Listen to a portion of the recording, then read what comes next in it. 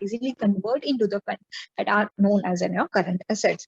Same with तुम्हारी current liability and fixed liability भी same है. Fixed liabilities को तुम लोग ऐसे बोल सकते हो long term liabilities, बिकॉज वो liabilities है, तुम उसको कैरी फॉरवर्ड करने वाले हो टिल तुम बिजनेस रन करने वाले हो तब तक. और करंट liabilities तुम्हें पे करना पड़ सकता है. जैसे कि मैं बोलती हूँ आउटस्टैंडिंग एक्सपेंसेस है. तुम इलेक्ट्रिसिटी बिल का मैक्सिमम कितना टाइम तक तुम आउटस्टैंडिंग रख सकते हो? 3 month, 2 month, 3 month, max to max 6 month. But अगर तुम उससे ज्यादा पे नहीं करते हो तो इलेक्ट्रिसिटी क्या हो जाएगा, तुम्हारा कट हो जाएगा. तुम उसको एक्सटेंड नहीं कर सकते. तो आउटस्टैंडिंग एक्सपेंसेस है वो मेरे लिए शॉर्ट टर्म हो जाता है. सेम वे लॉन्ग टर्म में क्या क्या हो सकता है? जो सोल प्रोप्राइटर है उसने अपना जो खुद का कैपिटल इंट्रोड्यूस किया है वो कैरी फॉरवर्ड होने वाला है. वो जब तक बिजनेस रन होगा तब तक वो अपने खुद का कैपिटल कभी भी विड्रॉ नहीं करता है स्टूडेंट. सेकेंडली, जो भी प्रॉफिट आता है तुम अगेन उसको कैरी फॉरवर्ड करते हो. रिजर्व्स जो मेंटेन किया हो रिजर्व में एवरी ईयर के लिए कैरी फॉरवर्ड करना होता है. तो सारा तुम्हारा फिक्स्ड है कि इतना टाइप ऑफ लायबिलिटी मेरा जब तक बिजनेस चलेगा तब तक वो रहने वाला. That is known as an fixed liabilities. Current liability every time every year vary करता है. जैसे बैंक ओवरड्राफ्ट हो गया, क्रेडिटर्स हो गया, हमने क्रेडिट पे परचेज करके रखा है तो उसमें भी मैक्सिमम 90 डेज का लिमिट्स होता है, 1 ईयर का लिमिट होता है, उससे ज्यादा नहीं होता है. हमें पे करना पड़ता है.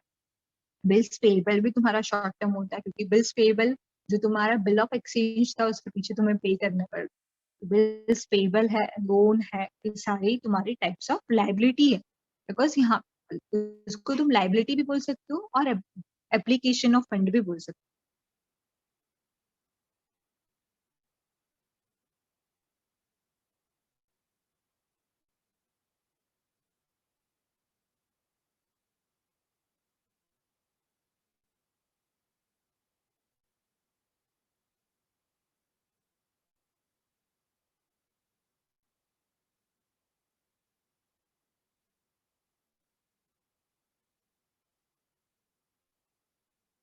Pro forma of your balance sheet, जब तुम टी फॉर्मेट में बैलेंस शीट बनाते हो स्टूडेंट तो उसको लाइबिलिटी एंड एसेट्स होता है. आगे जाके तुम वर्टिकल बनाओगे जिसमें तुम्हारा sources of fund and application of fund आता है. I did little bit mistake. Liabilities is known as in your sources of fund and assets is known as in your application of fund. जैसे कि loan है तो loan के पास से मैंने पैसा रिसीव किया और वो असेट्स बाय करने के लिए यूज किया. ठीक है. नाउ तुम लाइबिलिटीज देखोगे ना, लाइबिलिटी साइड सबसे फर्स्ट लाइबिलिटी है capital. What do mean by the capital? किसी को पता है कैपिटल क्या होता है? कैपिटल क्या होता है?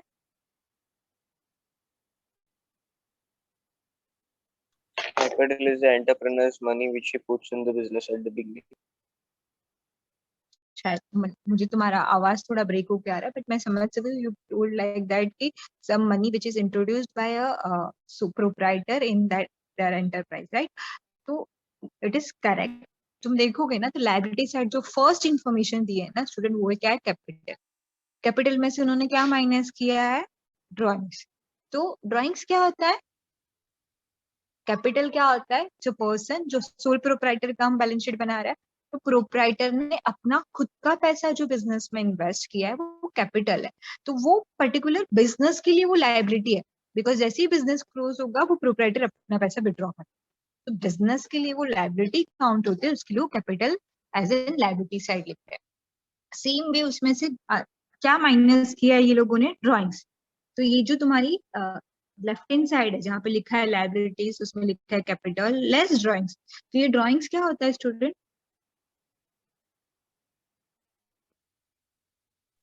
Means जो पर्सनल यूज के लिए यूज करते या फ्रॉम अ से बिजनेस में से. Any money which is used for a personal purpose from a business. अब बिजनेस समझो फॉर एग्जांपल तुम मैं बिजनेस रन कर रही हूँ. I am a proprietor for so and so firm. ठीक है. मेरा ही बिजनेस है, मेरी शॉप है, मैं मेरी शॉप में से कुछ अपने खुद के पर्सनल यूज के लिए लेती हूँ. तो मुझे क्यों पेमेंट करना चाहिए? क्यों मैं उसको एज ए लाइबिलिटी में से लेस करूँ? तो जब तुमने पैसा इंट्रोड्यूस किया है तब तुमने उसको एज ए लाइबिलिटी किया तो ऑब्वियसली तुम उसमें से जो विड्रॉ करोगे तो वो उतनी लाइबिलिटी कम करता है. ऑलवेज जो ड्रॉइंग्स होते हैं प्रोप्राइटर ने खुद के पर्सनल यूज के लिए बिजनेस के मनी यूज किए, पर्सनल पैसा जो यूज करते वो नहीं, बिजनेस के जो मनी इन्वेस्ट किए थे उसमें से कोई भी चीज या कोई प्रोडक्ट अगर वो यूज करता है तो वो लेस होता है फ्रॉम योर कैपिटल। वो लेस होने के बाद उसमें उन्होंने क्या ऐड किया, interest on capital. Interest on capital क्या होगा, अब ऑब्वियसली तुमने पैसा इंट्रोड्यूस किया, तुम कोई बैंक में इन्वेस्ट करते थे, तुम्हें इंटरेस्ट मिलता था। तो खुद के बिजनेस में भी जो तुम इन्वेस्ट करते हो, तुम बाहर से किसी से लोन लेते हो तो तुम्हें वहां पे भी इंटरेस्ट पे करना पड़ता है। तो ऑब्वियसली खुद के पैसे में भी तुम इंटरेस्ट थोड़ा ऐड करोगे, बिकॉज यू, तो ही तुम्हें फ्यूचर में ऐसा जो इन्वेस्ट किया उसकी वैल्यू थोड़ी बढ़कर दिखेगी। तो interest on capital always add होता है। सेम टाइम पे अगर तुमने ड्राइंग किया है और उसके ऊपर इंटरेस्ट चार्ज किया है तो लेस होता है इंटरेस्ट ऑन ड्राइंग। इसके अलावा जो प्रॉफिट आता है पीएनएल में से स्टूडेंट, ये वो यहाँ पे देखो ऐड होता है। ट्रेडिंग में से तुम्हें क्या मिलता था, आइदर ग्रॉस प्रॉफिट नहीं तो ग्रॉस लॉस। फिर तुम्हें पीएनएल बना देते तो पीएनएल में क्या मिलता था स्टूडेंट, तुम्हें नेट प्रॉफिट नहीं तो नेट लॉस। तो प्रॉफिट आया तो ये कैपिटल में ऐड होता है, लॉस आया तो ये कैपिटल में से क्या होगा, लेस होगा। ये फॉर्मेट तुम्हें याद रखना पड़ेगा, ये फॉर्मेट के बेस पे तुम्हें एक्चुअल कैपिटल का अमाउंट मिलता है।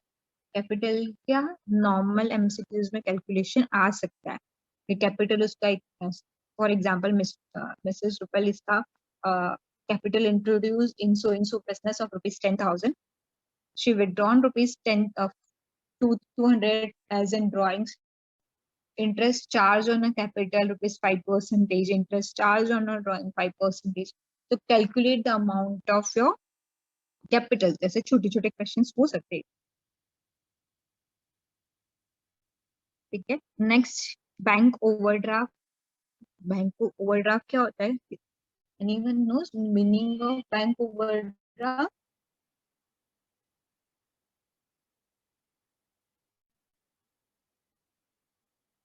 A loan that a current account holder gets. Yeah, it's not at a loan, but you are correct. It's only get on that's current account holder, and who are the current account holder? The businessman. Businessman he allowed होता है to open a current account in any bank, either वो nationalized bank हो या scheduled bank हो। Only businessman को ही allowed है current account open करने के लिए, और वो बिजनेस की नींव पे होता है। फॉर एग्जाम्पल अगर मेरा सेविंग अकाउंट है तो मैं करंट अकाउंट ओपन करूंगी तो जो मेरी फॉर्म का नीम होगा, रुपेल कोचिंग क्लासेस, तो इट इज लाइक दैट, तो वो कोचिंग क्लास के ऊपर मेरा एक करंट अकाउंट बन सकता है, मेरे पर्सनल नेम पे वो नहीं करता है। नाउ बैंक ओवरड्राफ्ट कब होता है, जब तुम्हारा कोई बैंक के साथ बहुत अच्छा रिलेशन है एंड बैंक क्या करती है, तुम्हें तुम्हारे अकाउंट में 10,000 है, तुमने तो कोई तुम्हारे क्रेडिटर्स को 15,000 का चेक दिया है, तुम्हारे अकाउंट में 10,000 होगा नॉर्मल केस में, एंड तुमने चेक दिया है 15,000 का, तो वो चेक क्या हो जाएगा, अगर तुम्हारे अकाउंट में बैलेंस नहीं है एंड तुमने चेक दिया है तो चेक क्या हो जाता है, जनरली बाउंस हो जाता है, करेक्ट। हाँ, तो बट यहाँ पे क्या होता है, अगर तुम करंट अकाउंट होल्डर हो and you have a relation with your bank, तुम एक कॉल पे ही तुम्हारा वो चेक क्लियर हो जाता है, एंड दैट 5,000 वो लोग क्या कर दे, क्रेडिट डेबिट कर, जिसकी वजह से तुम्हारा 1,000 amount as an bank overdraft में चला जाता है। इन फ्यूचर तुम्हें बैंक को अमाउंट करना पड़ेगा 45 डेज, तुम लोग बैंक ओवरड्राफ्ट है जो लोन, बट तुम्हारा जो बैलेंस है उसके अबोव तुम्हारा अमाउंट डेबिट हुआ है, मतलब तुम्हारे लिए वो क्रेडिट हो जाता है। इन दैट केस तुम उतना अमाउंट के लिए वो लायबिलिटी साइड आता है। क्रेडिटर्स जिनको तुमने क्रेडिट में परचेज किया है उनको भी फ्यूचर में पे करना है, बिल्स पेबल में पे करना रहता है, लोन भी तुम्हें पे करना है। लोन कोई भी टाइप का हो सकता है, बैंक लोन या तुमने फ्रेंड से लोन लिया है या लोन पर्पस बिजनेस देखोगे पर्सनल पर्पस के लिए लिया है वो यहाँ पे नहीं जाता है। आउटस्टैंडिंग एक्सपेंसेस, कोई भी आउटस्टैंडिंग एक्सपेंसेस होते हैं वो भी हम लायबिलिटी साइड ही लिखते हैं। डेबिट साइड तुम देखो, सॉरी असेट साइड जो है सबसे फर्स्ट उन्होंने लिखा है गुडविल। स्टूडेंट यहाँ पे तो क्या तुम डायरेक्टली जितने भी असेट है राइट पे लिखा होता है ना, वो फिक्स है, टेंजिबल असेट्स, इनटेंजिबल असेट्स। उसके बाद आता है इन्वेस्ट, इन्वेस्टमेंट, उसके बाद आता है, और उसके बाद आता है तुम्हारा ये अदर आते हैं। तो तुम असेट साइड क्या क्या आ सकता है, एक होता है इंटेंजिबल असेट, जैसे गुडविल है, कॉपीराइट से फ्यूचर में उसको सेल करके मुझे वैल्यू मिलने वाला है, वो सारी चीज तुम असेट्स बोलते हो, वो असेट्स है। लैंड एंड बिल्डिंग मेरा असेट्स है, प्लांट एंड मशीनरी हो सकता है, furniture and fittings, delivery van, ये सारे मेरे फिक्स असेट्स है जो टेंजिबल असेट्स है। नाउ ये सारे टेंजिबल असेट्स के ऊपर हम कुछ चार्ज करते हैं। तुम्हें पता है क्या चार्ज होता है? असेट्स का मैं तुम्हें एग्जांपल देती हूँ। जो तुमने मशीन आज परचेज किया फॉर ₹10,000, कल 1 ईयर के बाद तुम उसको सेल करोगे, तुम्हें ₹10,000 मिलेगा? No miss. No. No, miss. क्यों? बिकॉज उसकी वैल्यू रिड्यूस होती है due to wear and tear use, and value reduction in assets due to wear and tear use, उसको हम क्या बोलते हैं? Depreciation. Very good.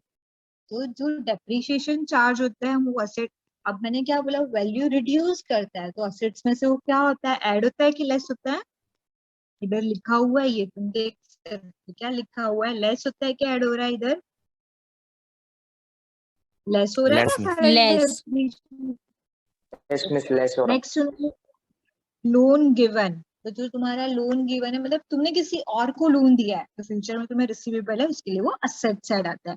नेक्स्ट क्या दिया है उन्होंने, बिल रिसीवेबल, तुमने किसी को डेटर्स को जिसको सेल किया तो उन्होंने तुम्हारे पीछे बिल ड्रॉन किया है, तो फ्यूचर में तुम्हें वो पर्टिकुलर डेट से बिल पे रिसीव होने वाला है। क्लोजिंग स्टॉक, जो स्टॉक तुमने अभी तक सेल ही नहीं किया, जो फ्यूचर के लिए यूजफुल होगा, फिनिश गुड्स का स्टॉक हो सकता है, रॉ मटेरियल का भी हो सकता है, इवन WIP का भी हो सकता है, वो सारे स्टॉक हम लोग असेट साइड भी लिखते हैं। जनरली क्लोजिंग स्टॉक का जो होता है ना, वो एडजस्टमेंट में आता है। एक होता है ट्रेडिंग और मैन्युफैक्चरिंग, दोनों में से कोई भी एक साइड क्रेडिट होता है, और दूसरा इफेक्ट ऑलवेज असेट्स में जाता है, बिकॉज स्टॉक क्या होता है, फ्यूचर में मुझे उसको सेल करूंगे और मुझे पैसे मिलने वाले, इसके लिए वो असेट्स में काउंट होता है। कैश इन हैंड है तुम्हारे पास, कुछ पैसा बैंक में है, कैश और बैंक है, तो वो सब हम लोग क्या बोलते हैं, as an assets. Insurance claim receivable, अगर तुमने कोई कंपनी का इंश्योरेंस लिया हुआ है एंड तुम्हारे वहां पे अनफॉर्चुनेटली कुछ इवेंट हुआ है जिसकी वजह से तुमने क्लेम किया हुआ है, इंश्योरेंस कंपनी तुम्हें पे करने वाली है, तो वो इंश्योरेंस क्लेम जो रिसीव्ड नहीं हुआ है बट वो रिसीवेबल है, तो तुम्हारे लिए असेट्स है। नेक्स्ट क्या दिया है स्टूडेंट, प्रीपेड, जैसे आउटस्टैंडिंग एक्सपेंसेस तुम्हारे लिए लायबिलिटी है, बट तुमने अगर कुछ प्रीपेड किया, मतलब एडवांस में पे किया है, तो तुम्हारे लिए क्या है वो, फॉर एग्जाम्पल इलेक्ट्रिक बिल है, तुम 1,000 अभी से 15,000 पे करना है, तो 5,000 एडवांस में पे किया है, तो नेक्स्ट ईयर का जो बिल आएगा उसमें से तुम्हें 5,000 कम पे करना पड़ेगा, उसके लिए वो कहाँ पे जाते हैं, असेट साइड। नाउ स्टूडेंट, यहाँ पे जो लाइबिलिटी का टोटल होगा और ये जो असेट्स का टोटल होगा वो टोटल सिमिलर होता है, और उसको हम लोग क्या बोलते हैं, बैलेंस शीट टैली होता है। एंड अपना बैलेंस शीट टैली होता है, क्यों टैली होता है, किसी को रीजन पता है? इन इंडिया हम लोग जो पूरा अकाउंट्स प्रिपेयर करते हैं, एट दी एंड तुम्हारी बैलेंस शीट टैली होनी ही चाहिए, एंड वो टैली 100% होता है। तो क्यों होता है वो टैली, किसी को पता है the reason behind the balance sheet जो टैली होता है वो?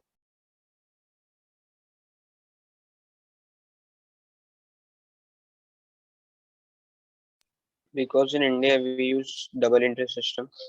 वेरी गुड, बहुत रेयर ये क्वेश्चन का answer student, correct. If you follow a double entry system, dual entry system, amount always tell you that we give each and every transaction को debit and credit effect, जितना debit करते हैं उतने ही amount का हम credit करते हैं, उसकी वजह से तुम्हारा बैलेंस शीट टैली होता है। एंड इफ तुम्हारा बैलेंस शीट टैली नहीं हुआ, दैट मींस तुमने कहीं ना कहीं कोई एंट्री में या कोई पोस्टिंग में तुमने कोई मिस्टेक की, तो ही तुम्हारा बैलेंस शीट टैली नहीं होता है, अदरवाइज बैलेंस शीट टैली होता है। बहुत बार बैलेंस शीट रॉन्ग अमाउंट पे टैली होता है, वो तब होता है जब तुमने दोनों में इफेक्ट सिमिलर अमाउंट का गलत दिया, तो ही वो रॉन्ग अमाउंट पे टैली होता है, अदरवाइज तुम्हारा बैलेंस शीट ऑलवेज टैली होता है if you are given posted each and every entry correct और ईच एंड एवरी ट्रांजैक्शंस का करेक्ट इफेक्ट दिया गया, तो 100% बैलेंस शीट क्या होता है, टैली होता है। स्टूडेंट क्वेश्चन नंबर 4 तुम देखोगे ना, वहाँ पे सिर्फ बैलेंस शीट प्रिपेयर करने बोला है, सारी इंफॉर्मेशन दी है, डायरेक्ट नेट प्रॉफिट भी दिया है, तुम सिर्फ मुझे बताते जाओगे कि एसेट्स है कि liability. Prepare a balance sheet from the following items of a trial balance taken from the book of Ambedkar. First क्या दिया है, closing stock. Closing stock assets है कि लायबिलिटी, देख रहे हो ना तुम लोग, क्लोजिंग स्टॉक क्या है, असेट्स और लायबिलिटी। asset, नेक्स्ट क्या दिया है, prepaid expenses. Prepaid expenses assets. Creditors, student मेरा स्क्रीन नहीं दिख रहा है ना, no miss, मुझे कब से कोई कोई बोल ही नहीं रहा है, मैं कब से पूछ रही हूँ कि तुम मुझे अभी screen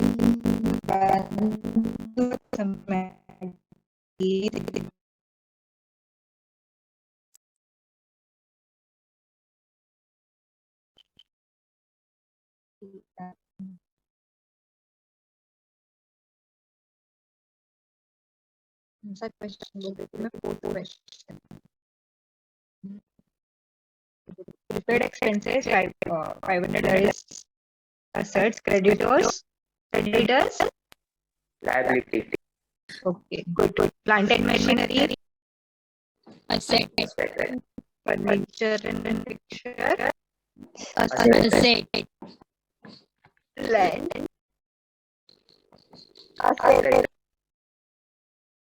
very good. Bank overdraft, अब जो solution है, तुम solution भी बोलो ना, ऐसा नहीं करने का। अब बताओ, bank overdraft, liability, liability, net profit हम लोग कैपिटल में ऑलवेज ऐड करते हैं, कैपिटल भी लायबिलिटी साइड जाता है, उसमें हम लोग ऐड करते हैं। ऊपर नाम है अम्बेडकर, तो देखना अगर लोन फ्रॉम अम्बेडकर रहता तो miss, loan to Ashok. Now listen, loan to Ashok का मतलब टू है, मतलब हमने किसी को दिया है। लोन फ्रॉम अशोक के मतलब हमने वो अशोक से लोन लिया हुआ। जब मैंने किसी को लोन दिया है तो मेरे लिए एसेट्स है, जब मैंने किसी से लोन लिया है तो वो मेरे लिए लायबिलिटी है। तो लोन टू होगा ना, तो वो तुम्हारा एसेट्स है, एंड लोन फ्रॉम है मतलब मैंने लिया हुआ है तो मेरे लिए लायबिलिटी है। समझ में आ रहा है difference between loan to and loan from? yes, yes, okay, क्या होता है, कहाँ से लेस होता है, ये फॉर्मेट। जब मैंने ये फॉर्मेट एक्सप्लेन किया तभी भी तुम्हारा स्क्रीन नहीं चालू था। no, बाप रे बाप। ठीक है, फिर समझ में आ रहा है तो मैं ये फॉर्मेट की मैं वापस एक्सप्लेन करूँ, बिकॉज मुझे ऐसे सेटिस्फेक्शन नहीं होता है जब तक तुम्हें स्क्रीन नहीं दिख रहा है, तुमने कुछ लिखा नहीं, तो मेरे लिए ऐसे लगता है कि तुम्हें कुछ नहीं समझा है। एनी पॉइंट तुम्हें नहीं समझा तो मुझे बोलो, विल सॉल्व ये पूरा एज एन एक्सेल शीट में। बिकॉज कॉलेज में आज नेटवर्क एरर है तो मैं सिर्फ मोबाइल से ही यूज कर रही हूँ, मैं वो स्क्रीन शेयर करके वो एक्सेल शीट ओपन नहीं करके आ रही हूँ। I am taking lecture from NTT से, साइट पे जाके अलग से ऐसे लेक्चर लेना पड़ता है। तो तुम्हें प्रॉब्लम आ रहा है तो प्लीज मुझे बता देना, विल सॉल्व इट, ऐसे कोई प्रॉब्लम नहीं। मैंने ना अब अच्छा ठीक है, पहले कंप्लीट करते हैं। गुडविल, गुडविल, asset, प्लीज तुम लोग आंसर तो मुझे करना। Loose tools, asset, very good. अब तुम नीचे देखो सॉल्यूशन उन लोग ने कैसे लिखा है। तुम अभी हम लोग पहले कैसे क्लोजिंग स्टॉक का है, तुम पहले क्लोजिंग स्टॉक लिख ले, वैसा नहीं होता। ऑलवेज पहले इंटेंजिबल एसेट्स लिखा जाता है, देन तुम्हारे सारे फिक्स एसेट्स, फिर तुम करंट एसेट्स लिखते हो। बट अभी कैसे होता है, तुम लोग को ये नॉर्मल एग्जाम है तब तुम लोग डायरेक्टली पोस्टिंग करते जाओगे तो भी चलेगा, अगेन तुम्हारा बैलेंस शीट टैली होना चाहिए। बट लायबिलिटी साइड ऑलवेज सबसे फर्स्ट कैपिटल आता है, उसमें तुम नेट प्रॉफिट ऑलवेज ऐड होगा और कैपिटल ड्राइंग्स लेस होता है। इसके अलावा इंटरेस्ट ऑन कैपिटल दिया होता तो ऐड होता था, इंटरेस्ट ऑन ड्राइंग दिया होता तो लेस होता था। मतलब तुम जो सॉल्व करते हो ना, ये यही फॉर्मेट में होना चाहिए। और जैसे मैंने तुम्हें पहले बताया कि असेट साइड्स ऑलवेज पहले इंटेंजिबल असेट्स आता है, देन फिक्स्ड असेट्स आता है, देन इन्वेस्टमेंट जाता है, देन तुम्हारा करंट असेट्स और फिक्टिशियस असेट्स आता है। तुम्हें ये क्वेश्चन नंबर 4 समझ में आ रहा है? क्वेश्चन भी देखो, सॉल्यूशन भी देखो, समझ में आ रहा है कि मैं नेक्स्ट लेक्चर में सॉल्व करूंगी। पक्का समझ में आ रहा है स्टूडेंट तुम्हें? Yes, miss. Miss, interest on capital and drawing एक बार बताओ ना। कैपिटल फॉर्मेट में देखो, इंटरेस्ट ऑन कैपिटल क्या है। अगर ट्रायल बैलेंस में इंटरेस्ट ऑन कैपिटल दिया होगा ना तो कैपिटल में ऐड होता है। ये क्या होता है? कैपिटल क्या होता है कि मैंने समझो मेरा एक फर्म है जिसका नाम है ग्लोबल कोचिंग क्लासेस। वो कोचिंग क्लासेस मेरे लिए कंपनी है और मैं उसकी कौन होंगी? प्रोप्राइटर। ठीक है।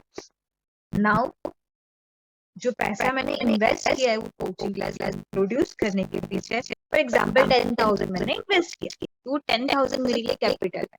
बट अगर वो सेम 10,000 में कोई बैंक में रखे तो मुझे क्या मिलता था? इंटरेस्ट मिलता था। बट अब मैंने मेरी कंपनी में ही इन्वेस्ट किया है, दैट मीन्स कंपनी के हम लोग क्या करते हैं, वहां पे वैल्यू इंक्रीज नहीं होती, बट स्टिल हम लोग अपना जो प्रॉफिट आता है उस पे से उनमें इंटरेस्ट पे करते हैं, जिससे वो 10,000 की वैल्यू मेरे बिजनेस में इंक्रीज हो जाएगी। तो इंटरेस्ट ऑन कैपिटल जो होता है वो ऐड होता है, क्योंकि जो भी तुम्हारी लायबिलिटीज है उसके ऊपर ही तुम पे करता है। सेम टाइम पे जब मैंने 10,000 था उसमें से 1,000 विड्रॉ कर दिया, तो 1,000 के ऊपर जो मैं इंटरेस्ट चार्ज करूंगी तो मैंने पैसा ही नहीं रखा है, उसके ऊपर इंटरेस्ट, उसके इंटरेस्ट ऑन ड्राइंग है और इंटरेस्ट ऑन कैपिटल इंक्रीज। समझ में आ रहा है मैं क्या बोलूं? कैपिटल के ऊपर कैपिटल इंटरेस्ट होता है, ऑब्वियसली ड्राइंग लेस होता है तो उसका इंटरेस्ट भी लेस होता है। समझ में आ रहा है? समझा? Yes, miss. ये क्वेश्चन नंबर 5 कर पाओगे सॉल्व? नेट लॉस है तो कैपिटल में से देखो नेट लॉस लेस रहता है, प्रॉफिट होता है तो ऐड होता है, लॉस होता है तो लेस। कर पाओगे ये question number 5? You have a solution. Still तुम्हें डाउट है तो तुम मुझे एडजस्टमेंट एंट्रीज क्या होती है? करोगे ना question number 5? Yes, miss. Yes, miss.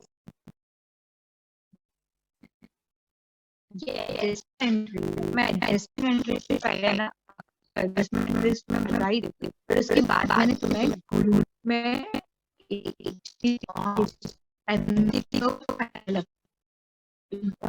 for your exam मैंने तुम्हें MCQ of your